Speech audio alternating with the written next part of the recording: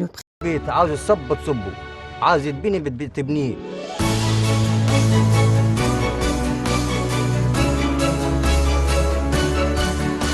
لما نشوف المحتاج ابتسم لينا، دعا لينا، شكرنا، في ناس بتعيط من الفرحه، فدي بالنسبه لنا حاجه كبيره قوي. يعني مش محتاجين حاجه بعدها والله، ولا فلوس ولا اي حاجه، احنا نازلين للناس دي، نازلين عشان خاطر السعاده بتاعتهم. المجتمع كله هينهض ازاي لما كلنا نكون كويسين؟ المجتمع مش فرد واحد، مجموعه افراد، فلو كلنا عايشين حياه كريمه فهيبقى المجتمع كله هيتحسن.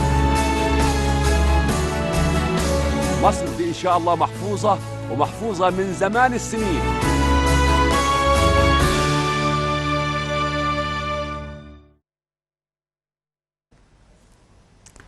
Alors, on passe maintenant à une autre nouvelle, un sujet de l'actualité. Hier, le président Abdel Fattah el-Sisi a enjoint d'éliminer tous les empiètements sur les terrains et les canaux dans un délai de 6 mois au cours de l'inauguration de la station du traitement des eaux usées de Bahr al-Bakr, la plus grande dans le monde. Le président el-Sisi a souligné que l'État a commencé une course contre la montre pour développer et rénover toutes les installations hydrauliques, vu que toute atteinte à ces installations va affecter la vie des citoyens. Donc plus de détails dans ce compte-rendu.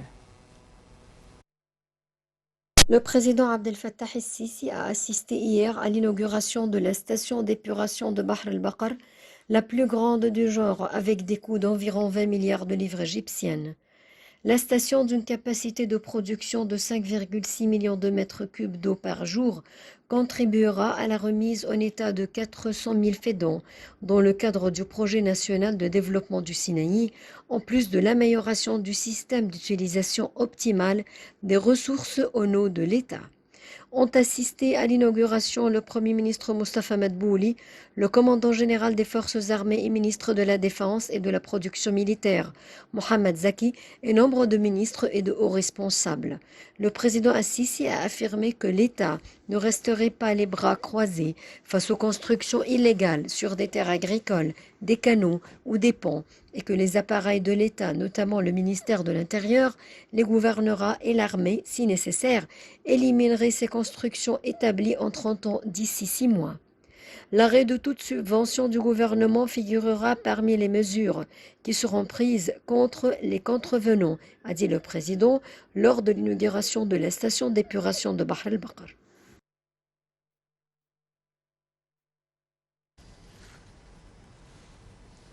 Pour donc parler de ce sujet, on a en ligne Dr Amr Saleh qui est expert en économie. Bonjour monsieur. Bonjour, bonjour le plaisir. Bonjour. Alors hier, donc c'était l'inauguration d'un grand projet. On dit que c'est la plus grande station de traitement des eaux usées dans le monde. C'est la station de Bahr al-Bakr. On voit que l'État œuvre maintenant à faire plus de projets dans le domaine de l'eau, de la purification de l'eau, du traitement des eaux usées. Alors, quelle est l'importance donc de cette démarche ou de ces projets? Oui, tout à fait. Le drainage sanitaire est toujours un problème important pour l'Égypte, l'économie égyptienne et pour le gouvernement égyptien. C'est un programme d'amélioration des services de l'eau dans le cadre des grands projets que l'Égypte entreprend depuis 16 ans. Et donc l'assainissement de l'eau dans le cadre des services sanitaires a un coût énorme et un coût important. Comme je vous le dis, le gouvernement égyptien depuis des années, depuis 4-5 ans, donne beaucoup d'importance à ce projet, à ce secteur, vu les dégâts et les problèmes sanitaires que nous avons connus en Égypte au cours des 30-40 dernières années. Vous savez que l'Égypte a réalisé des progrès très importants en matière d'amélioration de ce secteur. L'accès à l'assainissement n'a pas été très grand au cours des dernières années. Seuls, peut-être en 2012, à peu près 20 à 25% des eaux usées rurales étaient traitées, et cette situation a été particulièrement très néfaste pour l'irrigation, pour le drainage sanitaire et pour l'agriculture. Donc la pollution des nids, les systèmes de canaux d'irrigation par les eaux usées avait des conséquences graves. Et comme je vous le disais, de tels projets dans le monde nécessitent énormément d'argent pour construire cette infrastructure. Notamment dans un pays avec une population qui dépasse actuellement les 100 millions de personnes. Et donc, vous avez une nécessité croissante de construire des projets visant à améliorer les services de l'eau et l'assainissement dans le pays, pour réduire la pollution des eaux et des surfaces et les risques sanitaires. Et ça, c'est très important. Et donc, que vous demandez à un gouvernement d'investir dans de tels projets à un moment où vous avez une nécessité d'accroître la croissance économique du pays et d'arriver à un taux de 6%, 6,4%, et en plus, en même temps, combler un déficit budgétaire, c'est un défi très important de point de vue économique, mais aussi social. Donc, malgré tous ces défis, l'Égypte, au cours des dernières années, a réussi à garder cet équilibre entre les besoins sanitaires et les besoins économiques d'un pays. Quand vous venez de dire que l'État vise à améliorer la qualité de l'eau, et dans ce but-là, elle veut créer donc des stations de traitement des eaux usées et développe les ressources hydrauliques. C'est vrai que l'Égypte a plusieurs sources d'eau et une richesse donc en eau. Il y a plusieurs sources d'eau en Égypte. Est-ce que vous pouvez nous parler donc de cette richesse-là? Non, au contraire, richesse de l'eau, non. Nous n'avons pas du tout de richesse de l'eau. Avec une population croissante d'à peu près, comme je vous le disais, de 100 millions d'habitants, plus de 250 millions prévus en 2050, et avec une consommation totale de près de 80 milliards de mètres cubes. Vous savez que nos ressources en eau en Égypte est à peu près de 50 milliards de mètres cubes. Donc nous avons une économie qui dépend à peu près 70-75% de l'eau du Nil, à un moment où vous savez que nous sommes non seulement une richesse de l'eau, nous n'avons pas du tout une richesse de l'eau, au contraire, nous avons un seuil de stress hydrique absolu. Et ajouter à cela... Donc il y a plusieurs ressources d'eau, mais compte tenu de la population, donc alors la part de chaque personne ne sera pas donc une grande part, n'est-ce pas? Si vous me permettez de continuer, je vous disais que nous avons des problèmes avec ce qui se passe en Éthiopie. Pardon, allez-y. Les barrages qui ajoutent beaucoup de stress hydrique absolu, avec, comme vous venez de le dire, la croissance de la population, mais aussi avec la stratégie nationale que l'Égypte avait adoptée jusqu'à 2030, et qui a été présentée en 2018 au président Fattah el-Sisi. Cette stratégie qui vise à agrandir la superficie et la surface agricole pour faire face à la croissance de la population. Donc, avec un pays qui dépend, et les chiffres et les noms sont très importants, pour parler de stress hydrique, non de richesse. Nous dépendons à 70% de l'eau du Nil, qui est partagée par 11 pays. Et avec ce qui se passe en Éthiopie, et avec la croissance de la population, avec la croissance économique que nous avons besoin d'entreprendre, il est très important de savoir je crois que le premier défi actuellement qui se passe à l'Égypte est la gestion des ressources de l'eau.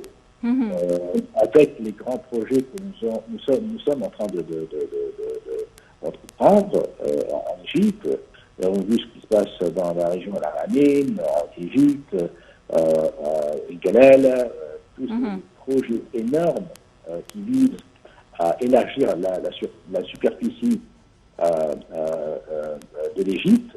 Nous avons un grand défi, comme je vous dis, dans l'usage et la gestion de l'eau, et avec aussi la construction du gigantesque barrage sur le Nil en Éthiopie, qui aggrave le problème. Donc, nous avons un problème de gestion très délicate de l'eau. De part, et à cause de cela, nous avons vu, hier, dans l'immigration de l'un des plus grands projets de secteur de l'eau dans le monde, et non seulement en Égypte. Ce projet qui devrait aussi venir et donner profit aux terres agricoles dans le Sinaï. Donc, comme je dis, de tels projets sont très énormes, sont très coûteux, à un moment où vous avez un pays qui se bat pour réaliser un taux de croissance qui devrait aller au-delà de 6%, pour faire face au taux de chômage et à la croissance de la population que l'Égypte connaît actuellement. Docteur Amr Saleh, le président El-Sisi a fait hier une déclaration très importante lors de l'inauguration de la station du traitement des eaux usées de Bahr al-Bakar. Il a dit donc où il a ordonné d'éliminer tous les empiètements sur les terrains, les canaux, les voies d'eau, et cela dans un délai de 6 mois. Est-ce que vous pensez que donc cette démarche, si elle a été entreprise par le gouvernement et terminée, donc est-ce qu'elle va améliorer la situation, donc comme vous venez de dire, est-ce que elle va essayer donc ou aider à résoudre le problème de l'eau en Égypte? Le problème de la terre agricole est un autre problème qui est un peu différent par rapport au problème de l'eau. La terre agricole est un problème très ancien, depuis 40-50 ans, depuis le président Gamal Abdel Nasser, depuis cette restructuration qui a été faite pour la terre agricole. Donc, depuis, nous assistons malheureusement à une décroissance de la terre agricole en Égypte, à une redistribution de la terre agricole en Égypte.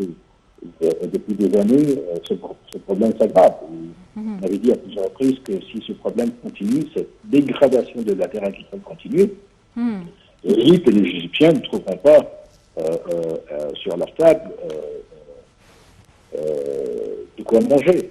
Et donc avec cette dégradation, vous savez que par an, chaque année, nous perdons à peu près 25 000 hectares de terres agricoles, de terres noires, ce qu'on appelle les terres noires. Et donc, ce problème a été soulevé par les responsables égyptiens au cours des 30-40 années, mais on se félicite car actuellement il existe une volonté politique, ce qu'on appelle une volonté politique, political will, du pouvoir égyptien, du président Fattah al-Sisi, de mettre un terme à cette dégradation qui, avec le temps, fera disparaître la terre agricole en Égypte. Et donc, l'appel que le président Fattah al-Sisi a lancé avec un ton très grave et très sérieux et déterminé, je me félicite et nous nous félicitons de cette volonté politique importante qui devrait, à mon avis, oui, mettre un terme ou peut-être ralentir cette dégradation de la terre actuelle. Nous avons tous besoin, au lieu de bonifier les terres dans le désert et qui coûtent beaucoup d'argent au gouvernement égyptien. Mhm. Une dernière question donc concernant les déclarations du Premier ministre Moustapha Madbouli hier. Il a parlé donc du développement de la péninsule du Sinaï et des projets, des méga projets donc entrepris dans cette région qui a été pendant des dizaines d'années marginalisée par les gouvernements égyptiens. Que pensez-vous donc de cette déclaration et dans quelle mesure le développement du Sinaï peut donc aider à relancer l'économie égyptienne? Si vous voulez, je ne vais pas aller jusqu'à dire marginaliser, mais je dirais que les priorités de l'Égypte et la croissance de la population et les projets économiques, les priorités économiques et sociales de l'Égypte au cours des 30 dernières années avaient été graves. Et donc, il y avait plus d'importance accordée à la croissance économique en Égypte, dans le delta égyptien. Et donc, vous êtes peut-être pas contrarié, mais vous avez vu que même la Haute-Égypte, au cours des dernières années, avait été un peu oubliée dans le contexte du développement économique. Et donc, là, on assiste encore à une vision globale du développement économique en Égypte, dans toutes les parties de l'Égypte, que ce soit en Haute-Égypte, que ce soit dans le bassin, que ce soit dans le Sinaï, qui avait été, je dirais, oublié un peu de par les priorités que les gouvernements égyptiens avaient, mais aussi, je dirais que les ressources qui se trouvent dans le Sinaï sont très importantes et vous savez,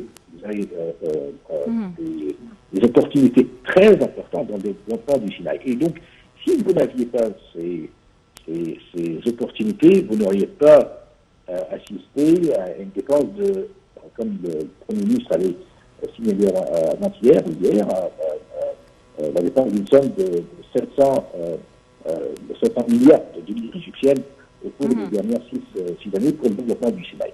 Donc, vous avez des opportunités énormes et vous avez aussi un besoin, que ce soit un besoin économique, social ou sécuritaire, de développement du Sinaï. Et c'est ce qui est fait aujourd'hui, encore, je dis, grâce à cette volonté politique que le président Fattah el-Sisi et le gouvernement égyptien ont actuellement pour développer et arriver à un taux de croissance important et nécessaire pour le développement de l'Égypte. Alors, docteur Amr Saleh, expert en économie, merci beaucoup pour toutes ces informations et passez une excellente journée. Et par cela, donc, on arrive à la fin de cette émission de Bonjour l'Égypte. Merci pour votre attention. Passez une excellente journée avec la suite de nos programmes.